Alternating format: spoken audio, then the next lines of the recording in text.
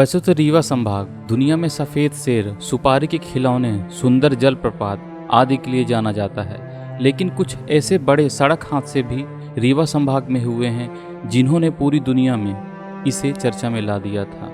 आज हम आपको ऐसे 3 बस हादसों के बारे में बताएंगे जिन्होंने पूरे देश और दुनिया को झकझोर कर रख दिया था। पहली दुर्घटना थी लिलजी बांध बस दुर्घटना।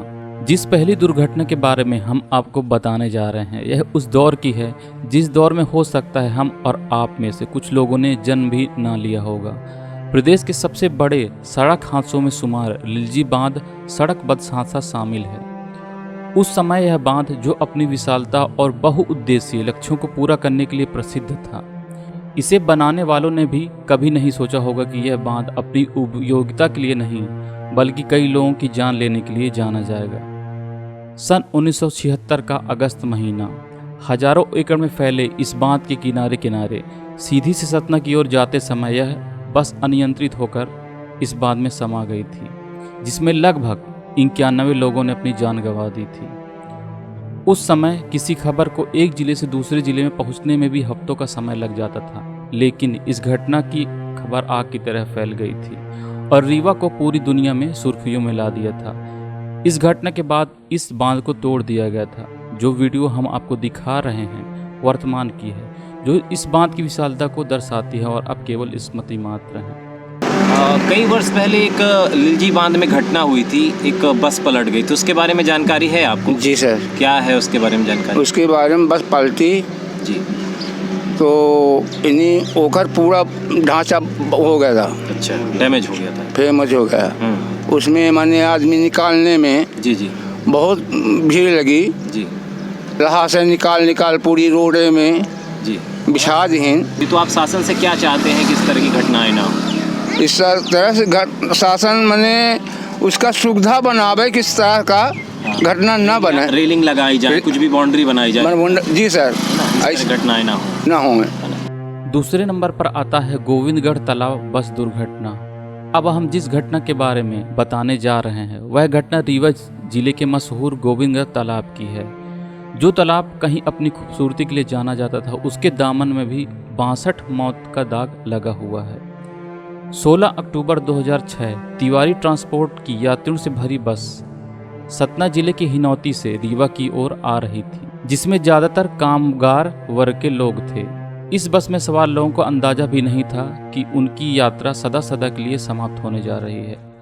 अचानक बस अनियंत्रित होकर तालाब में गिर गई थी। ज़्यादातर लोगों की मौके पर ही मौत हो गई थी। इस घटना ने न केवल विंध्य बल्कि पूरे देश को गमगीन कर दिया था। प्रशासन और वहाँ के स्थानीय निवासियों के द्वारा बचाव कार्य किया गया था। आज हम इस घटना को दिखा रहे हैं जहाँ पर प्रतीक के रूप में स्मृति समाधि बनाई गई है।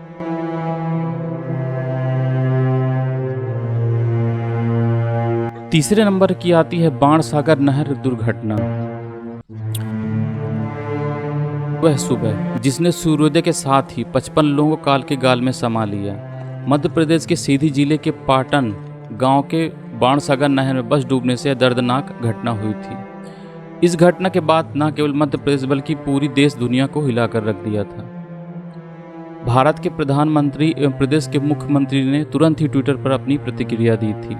सीधी की ओर से सतना जाने वाली परिहार बस छुहिया घाटी में जाम लग जाने की वजह से अपना रूट बदल दिया और बाणसागर नहर के किनारे किनारे शारदा पटना मार्ग में लगभग 5 किलोमीटर आगे बढ़ी थी और नहर में समा गई। जानकारी के अनुसार उस 30 सीटों वाली बस में 38 टिकट सीधी में ही काट दिए गए थे, लेकिन इसके बाद भी यात्रियों को बैठाना नहीं रुका। यह ओवरलोड बस 4 थानों एसडीएम, एसडीओपी और कलेक्ट्रेट से सामने से होकर गुजरी थे, जिस पर किसी ने भी ध्यान देने की जहमत नहीं उठाई। यदि किसी ने भी अपने कर्तव्य का निर्वहन किया होता तो शायद यह घटना नहीं घटी होती। इस घटना में ज़्यादातर बच्चे बीएससी नर्सिंग की परीक्षा देने के लिए सीधी से सतना की ओर जा रहे थे, लेकिन शायद उनको अंदाजा नहीं था कि उनका यह सफ़र आखिरी सफ़र होने वाला है। इस घटना के बाद जैसे ही जानकारी प्रशासन को हुई, वहाँ के स्थानीय लोगों को भी इसमें शामिल किया गया और युद्ध स्तर पर बचाव कार्य किया गया। इस घटना में ज़्यादातर मरने वालों की संख्या 20 से 30 वर्ष की थी। इस घटना के प्रत्यक्षदर्शी शिवरानी ने अदम्य साहस का परिचय दिया था और अपनी जान की परवाह किए बगैर उसने 3 लोगों की जान बचाई थी। इस बहादुरी के लिए मध्य प्रदेश के मुख्यमंत्री ने शिवरानी को 5 लाख रुपए का पुरस्कार दिया था। उस दिन मैं घर में बैठी हुई थी, 16 तारीख था, 16 फरवरी। तो हम लोग उस दिन घर में बैठे हुए थे। उस दिन मेरे स्कूल में पूजा भी थी, तो मैं स्कूल जाने वाली थी। तो सुबह 7:30 बजे बस यहाँ से तेज़ी से गई और आगे जाकर सीधे बस नहर में चली गई। तेज़ी से गई और सीधे चली गई नहर में। उसके बाद हम लोग घर से दौड़े। उसके बाद जो 7-8 लोग ऊपर थे तो उनको हम लोग बाहर निकाल लिए।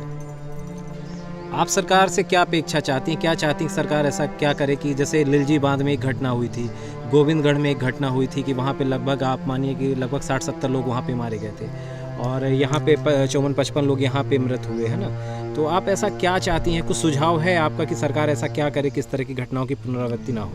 सबसे पहले सर ये है कि जो गाड़ियाँ मतलब जितनी सीटें होती हैं बस में, उतने सीट में उतने लोग को एडजस्ट किया जाए जितने उतने जा सके। मतलब कि गाड़ी ओवरलोड नहीं होनी चाहिए। उपरोक्त सभी घटनाओं के बारे में हमारा जानकारी देने का उद्देश्य केवल शासन या प्रशासन की कमियों को उजागर करना नहीं है, बल्कि स्वयं की कुछ नैतिक जिम्मेदारी को भी समझना है। हम आशा करते हैं कि वीडियो देखने के बाद शासन प्रशासन व हम सभी अपनी नैतिक जिम्मेदारियों का निर्वहन करेंगे और प्रयास करेंगे कि भविष्य में इस तरह की घटनाएं ना हो।